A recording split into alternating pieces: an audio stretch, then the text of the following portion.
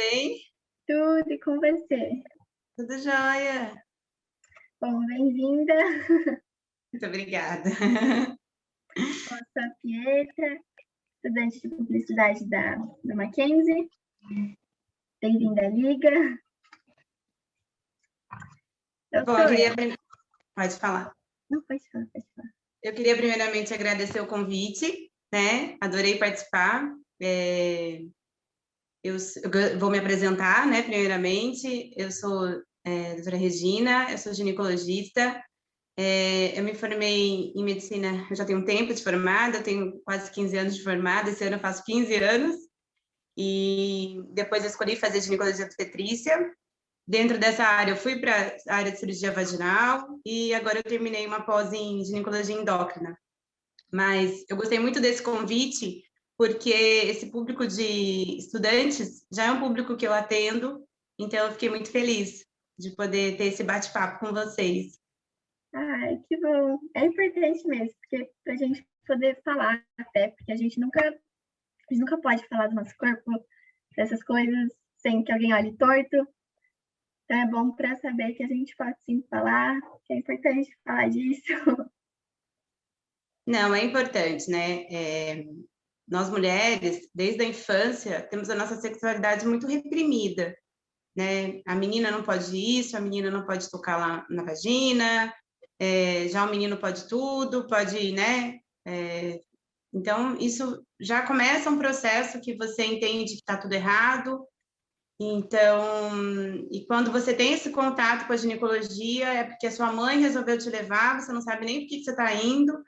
Chega lá, as pacientes, na verdade, hoje eu estou no consultório, as pacientes chegam aqui assustadas, tipo, meu Deus, o que eu vim fazer aqui? Aí você tenta acalmar, não, calma, aí você mostra o que é, você explica algumas coisas.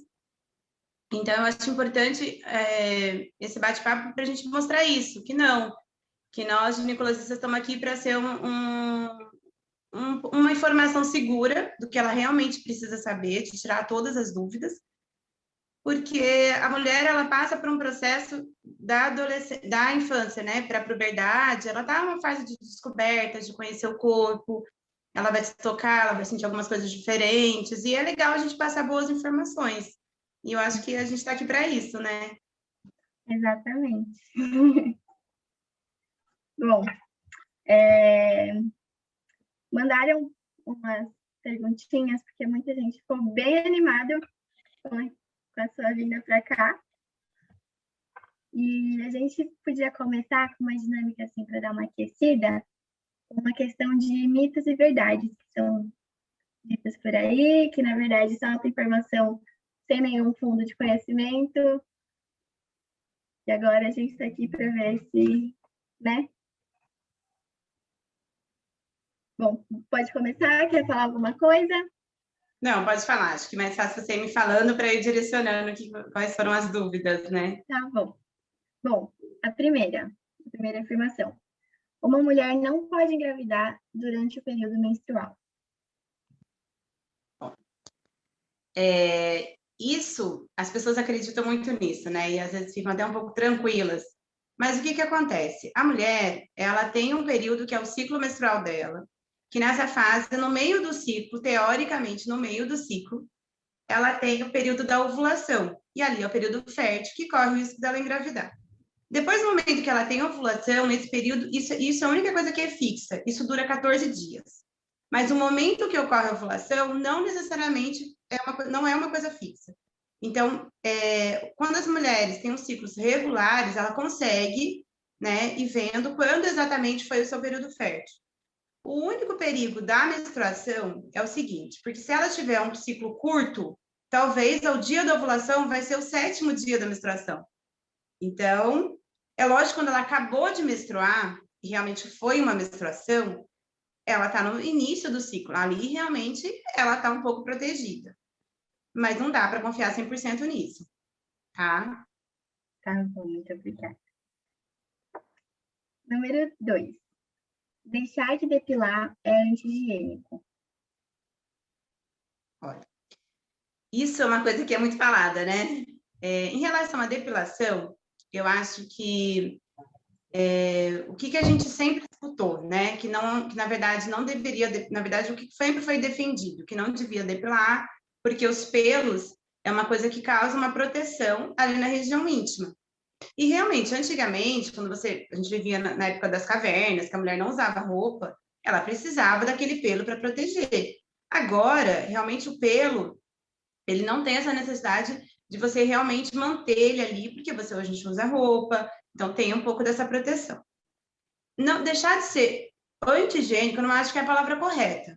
Eu acho que a mulher ela tem que estar bem com o corpo dela e ela tem que se sentir saudável com os pelos, assim, ela tem que se sentir bem com os pelos. Então, se ela acha que só tem que ir em relação de prevenir odores, então às vezes o pelo pode estar muito grande, e isso pode facilitar misturar com secreção, com sangue menstrual e dar um pouco de odor. Então, talvez se ela não quiser depilar, ela pode só aparar. Mas aí isso eu acho que varia muito de mulher, cada mulher quer, eu acho que ela tem que estar bem, ela tem que deixar conforme estar bem com o seu corpo. Muito obrigada. Bom, número 3. O orgasmo feminino é alcançado apenas pelo estímulo clitoriano. Então, vamos lá. O que acontece? A mulher, ela tem antes de explicar isso, eu acho que é importante falar sobre a resposta sexual feminina. A resposta sexual feminina, ela é um pouco diferente da do homem. O homem, ele liga um botãozinho, pronto, tá pronto para ter a relação. A mulher, ela precisa de alguns estímulos. E cada mulher é de uma forma, né? E a mulher, a partir do momento que ela teve esse estímulo, ela consegue. O homem, ele tem o estímulo e tem toda a resolução da resposta sexual, até ter orgasmo e pronto. A mulher não. A mulher, ela, a partir do momento que ela tem o estímulo, ela consegue ter o orgasmo e ela consegue depois ter um novo estímulo e assim ela ter o orgasmo novamente. Isso que a gente chama que a resposta sexual feminina, ela tem esse modelo circular. Já no homem, não. Tem esse modelo linear, que é isso. Excitação, estímulo, excitação, orgasmo e resolução. E a mulher, como ela tem esses estímulos, podem estar em diversos lugares, não necessariamente é no clítoris, né? A gente tem receptores, né? Tanto na mucosa vaginal, dentro da vagina, no colo também a gente tem um ponto. Então, assim, ela pode ter orgasmos em outros pontos também. O clítoris é uma área de muita vascularização, que tem terminações nervosas para isso. Então, é o principal ponto onde ela pode ter esse orgasmo. Mas vai da mulher também, como a gente falou da importância do conhecimento do corpo, dela se tocar e ela sentir onde é esse ponto que vai dar o ponto do prazer para ela. Então, tá bom. Número 4. Antibióticos cortam o efeito do anticoncepcional. Na verdade, o que acontece? Nós temos 2 antibióticos, que é a amoxicilina, que é muito prescrito pelos otorrinos, eu quando já prescrevo um anticoncepcional já falo isso. Por conta a amoxicilina é muito prescrita para dor de garganta, para inflamação na garganta, infecção no ouvido, e eles realmente cortam. Então, são 2 antibióticos principais, que é a amoxicilina e a ampicilina. Isso está escrito em bula, na verdade, mas é pouco falado. E isso pode acontecer. Eu já tive casos de pacientes que engravidaram por conta disso. Existem outras medicações também, como medicações psiquiátricas, só que geralmente, quando são medicações que têm uma restrição maior na prescrição, geralmente os médicos avisam, mas os antibióticos são só esses 2. Tá bom. Os outros não.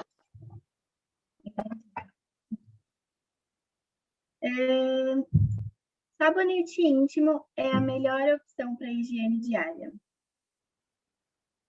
Higiene íntima. Então, a nossa região íntima, ela precisa, não tem essa necessidade de ficar usando muitos produtos para limpeza. O que a mulher precisa? Ela precisa, na verdade, retirar o excesso dos resíduos. Então, não necessariamente precisa ser o sabonete íntimo. A gente pede para ser, às vezes, só com água corrente. Os sabonetes íntimos tem que tomar cuidado, porque às vezes eles são bactericidas, então eles acabam diminuindo as células de defesa, que são os lactobacilos, tá? Existem alguns sabonetes que têm a composição do ácido lático, isso é bom, porque ele deixa o pH da vagina mais ácido, que é o ideal para prevenir contra infecções. tá? Tomar cuidado com sabonetes com muito cheiro, com muita composição química, que isso às vezes pode até causar uma alergia na vagina, né? Então, nós ginecologistas, nós somos um pouco restritos em relação a essa abundância de sabonete íntimo que tem, que a mulher acha que às vezes é a melhor coisa e não necessariamente. Sabonetes íntimos com composição de ácido lático é a melhor opção. Bom, dormir sem calcinha faz mal. Isso, pelo contrário. Na verdade, desculpa, o certo é dormir sem calcinha, tá? A vagina, ela é um buraco fechado que produz secreção, né? Eu até tenho uma...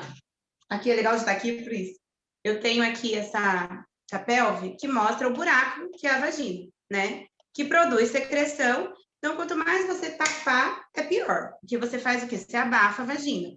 Então, assim, o que é recomendado? É dormir sem calcinha. Ai, doutora, mas eu vou dormir sem calcinha, sem nada, e aí? Sim, você vai dormir com um shortinho largo, com um pijaminha largo, deixar a vagina o mais arejado possível. E agora que as pessoas estão ficando mais em casa, também, durante o dia é o ideal. Às vezes fica sem calcinha, fica com shortinho largo. A gente está vendo um número muito menor de infecções vaginais nesse momento por conta disso, porque as pessoas estão conseguindo ficar mais à vontade. Nossa, Então, tem que deixar a vagina arejada.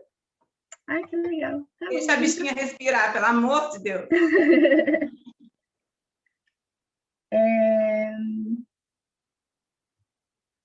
O OB não pode ser usado por mulheres virgens. Isso não é verdade. Na verdade, assim, o OB, ele tem um mini, que é bem pequenininho. Ele realmente pode. O que acontece? A mulher, ela tem esse receio se ela vai romper o ímã ou não. E existem alguns casos, principalmente em culturas, né, que é importante a integridade desse ímã para a mulher, né? Então, o OB pode ficar tranquila que tem esse mini que é permitido, tá? Já não é o caso do coletor, que é permitido, mas existe o risco do rompimento desse ímã. Então, aí vai uma coisa da paciente decidir se ela vai querer ou não. Então, o OB não corre risco de perder o ímã? O AB mini, não. O pequenininho pode.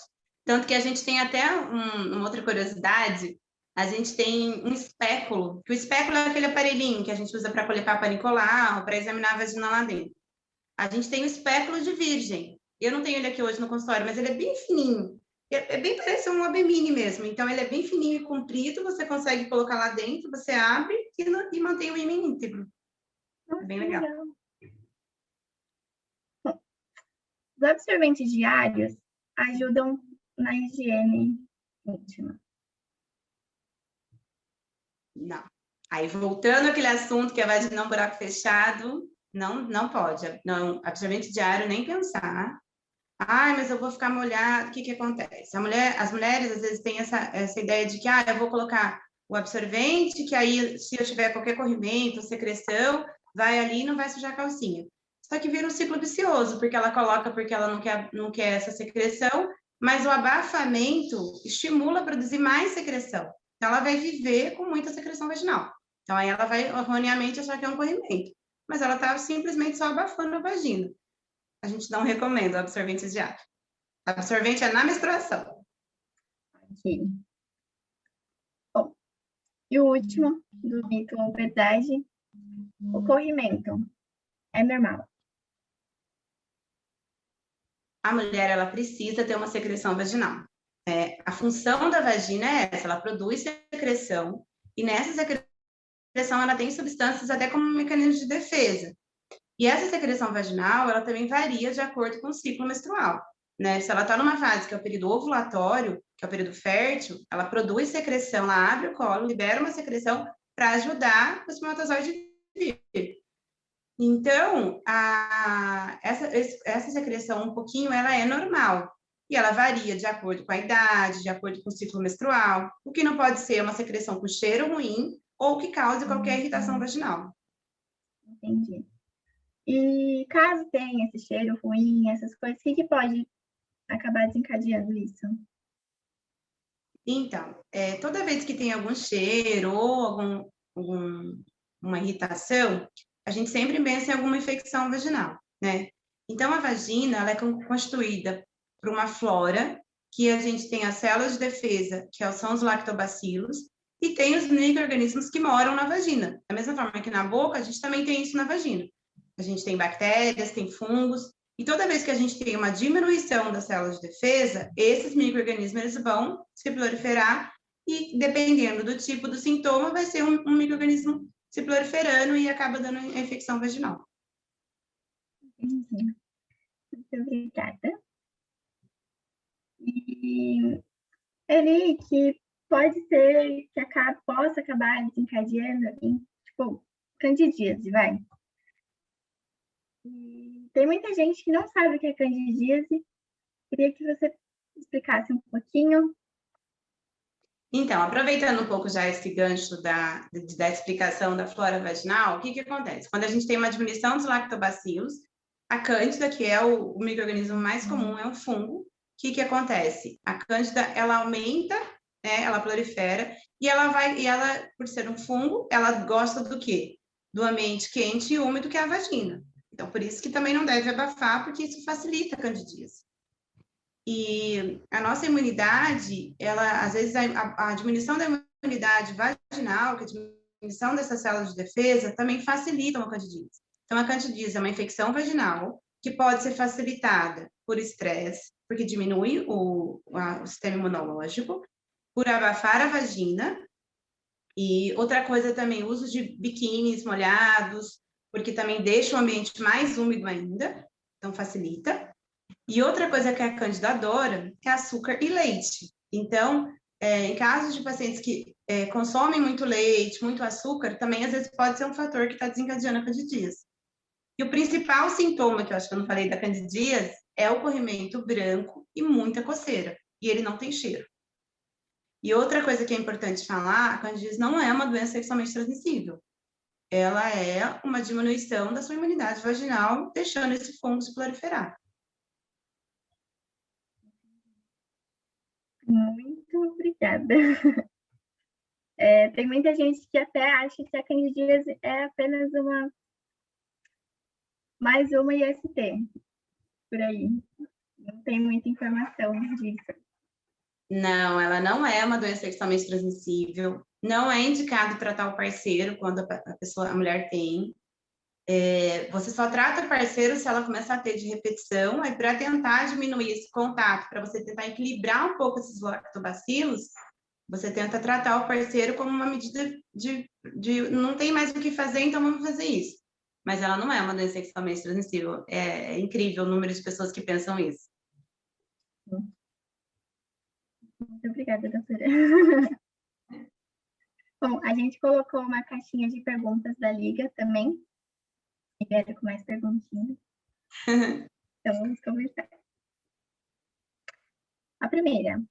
Qual é o prejuízo do absorvente? Então, agora, o que se fala muito, né, é o uso do coletor menstrual, né? Eu acho que é uma das perguntas também. Eu cheguei a dar uma olhadinha na caixinha. Em relação ao absorvente, o que a gente tem que pensar, a gente tem que ser um pouco mais sustentável nesse momento, né? E a gente precisa gerar menos lixo. E o absorvente, para ser usado na menstruação, isso é uma forma de tentar diminuir o consumo disso, né? De diminuir e gerar menos lixo. E fora o problema que eu já falei também, do fato de não usar absorvente diário, porque ele pode piorar esse abafamento vaginal e tudo mais. Então, eu acho que a mulher que tem que decidir, né, se ela vai ou não usar o absorvente, o que ela vai usar na menstruação, né? Hoje em dia a gente tem formas muito mais sustentáveis, como o coletor, a calcinha, né, menstrual e tudo mais.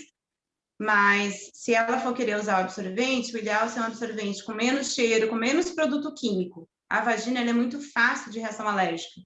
Então, quanto menos produto químico você usar, é melhor. Então, se fosse indicar, sei lá, ou um coletor, essas coisas, você indicaria mais essas coisas do que um absorvente descartável? Sim, eu acho que isso é uma coisa que a mulher que vai definir, né? O que vai ser melhor para a rotina diária. Mas pensando de uma forma mais sustentável, com menos alergia e tudo mais, o coletor ele veio para ser uma proposta de melhorar isso, né? De diminuir a produção de lixo e te dá menos reação alérgica. A importância, assim, que eu já vou falar um pouco do coletor, que eu acho que deve estar nessa caixinha de perguntas, né? Porque assim, o coletor, ele veio com essa proposta de ser uma coisa mais sustentável e que cause menos reação alérgica na mulher.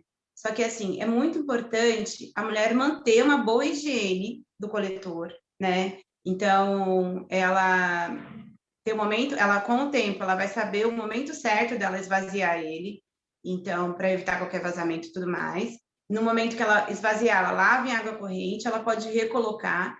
E, assim, a maioria dos produtos, eles recomendam 12 horas, né? Nós, ginecologistas, gostamos que 8 horas eu acho que é suficiente, que é o tempo que você consegue, ao longo do seu dia, e higienizando cada 8 horas, eu acho que já é o ideal, e você garante uma saúde sexual normal, na saúde ginecológica mesmo, né?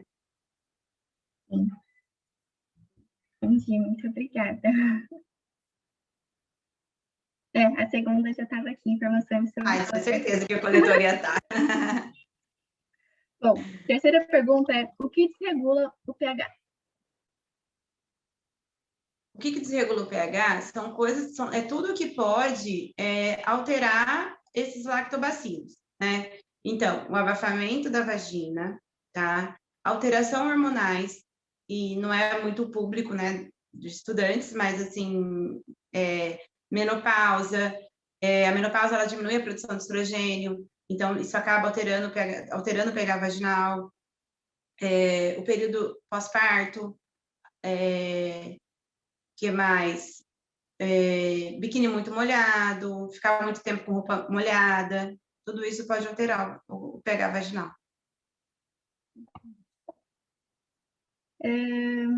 Com que idade pode começar a tomar o anticoncepcional? Que é indicado para começar a tomar o anticoncepcional?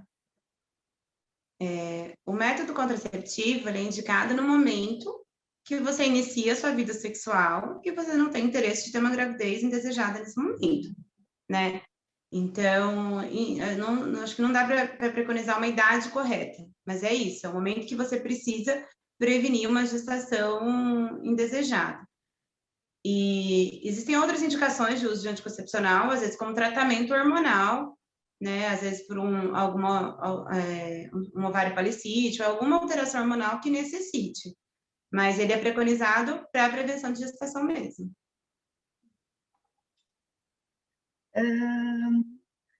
O uso do anticoncepcional na hora errada, frequentemente, pode ser prejudicial à saúde?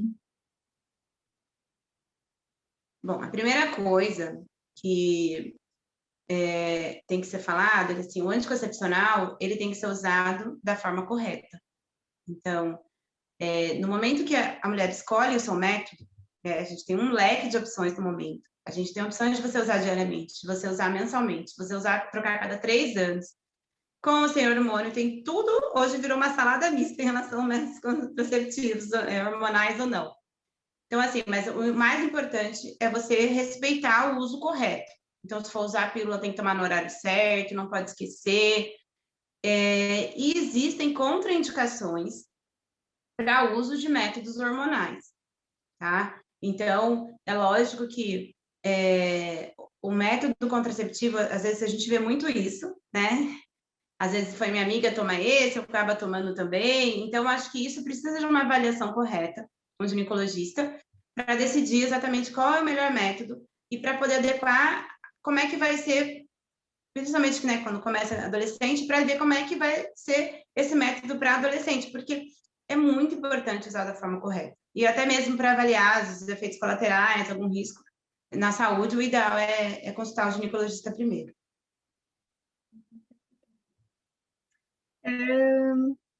Pode emendar a cartela do anticoncepcional?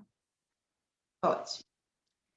A partir do momento que a mulher usa um método contraceptivo hormonal, ela não precisa ter o sangramento entre cartelas. O que é isso?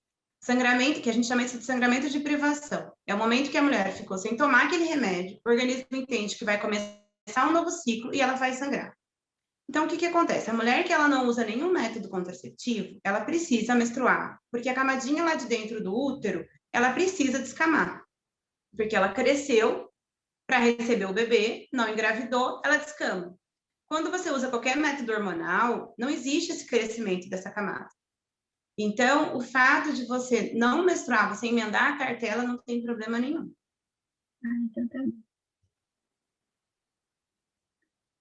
O que fazer para regular o ciclo menstrual? Bom, a primeira coisa é saber qual o motivo da causa da irregularidade, né? Existem diversas alterações que podem causar a irregularidade. A primeira coisa é avaliar se não é uma alteração, por exemplo, na tireoide, que altera o fluxo. Se a alteração é no ciclo do útero e ovário, entendeu? A primeira coisa é decidir qual o motivo que está causando aquela alteração para a gente definir como vai tratar. Por exemplo, se for uma alteração na tireoide, você precisa tratar a tireoide que vai melhorar. Se for uma alteração do ciclo menstrual em si, talvez o anticoncepcional vai ser a melhor opção. Mas, assim, depende qual é a causa da irregularidade. Então, a primeira coisa é identificar a causa da irregularidade. Tá bom. Muito obrigada. Bom, e tem a última aqui, para falar um pouco sobre o DIU. Bom, o DIU, ele é um método... Na verdade, eu acho que eu vou melhorar um pouco a minha resposta. Na verdade, eu vou falar sobre os métodos de longa duração. São os métodos contraceptivos de longa duração, que são chamados dos LARs. Então, teve um estudo, que chama Estudo Choice, que foi um estudo feito nos Estados Unidos, que avaliou um número importante de adolescentes para poder definir qual o melhor método contraceptivo para elas. E eles fizeram um estudo com isso, justamente oferecendo esses métodos para adolescentes. O que eles viram? Que a maioria dos adolescentes preferiram o método de longa duração, por quê?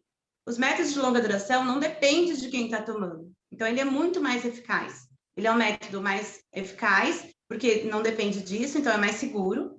E ele é um método com uma dosagem hormonal menor, né? Então, ou a gente tem o DIU, dentre eles, a gente tem o DIU, que a gente tem o DIU de cobre, que ele não tem hormônio nenhum. Então, ele é um método seguro, que pode durar até 10 anos, né? O único inconveniente é que ele pode aumentar fluxo menstrual e aumentar cólica, mas cada paciente responde de um jeito.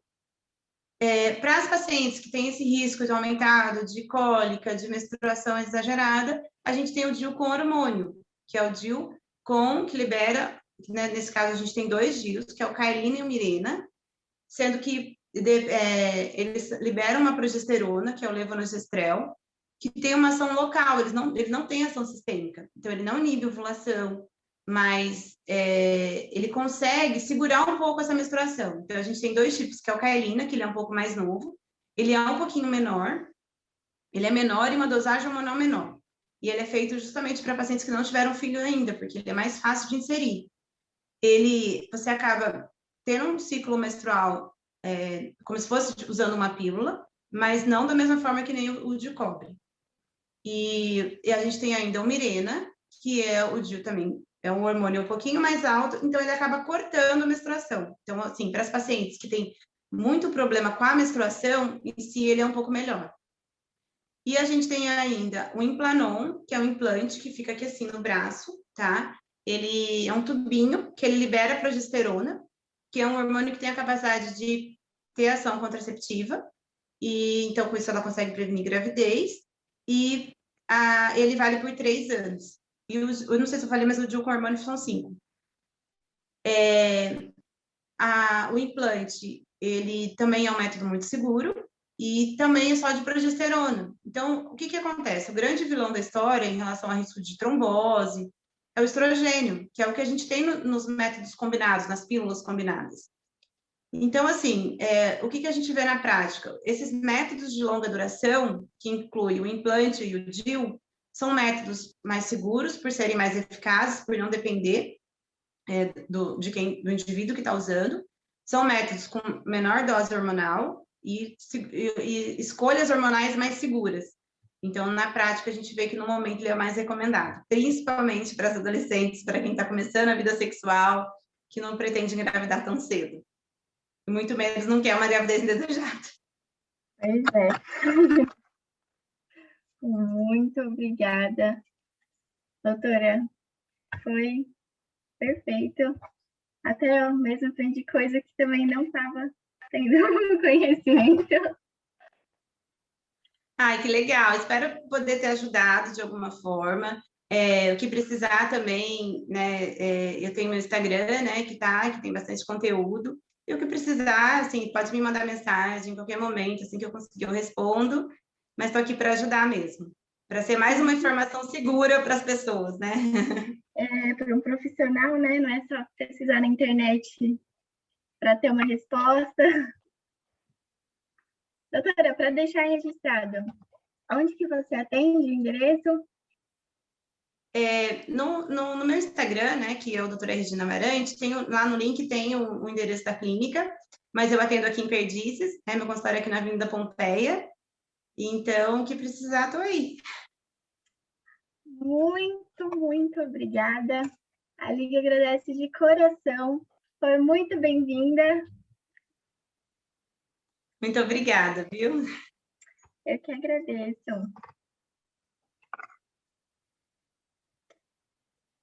Então, um beijo. Beijo. Então, qualquer coisa, qualquer dúvida a mais, né, estou à disposição para esclarecer. Tá bom? Esperamos vê-la de novo por aqui em algum momento.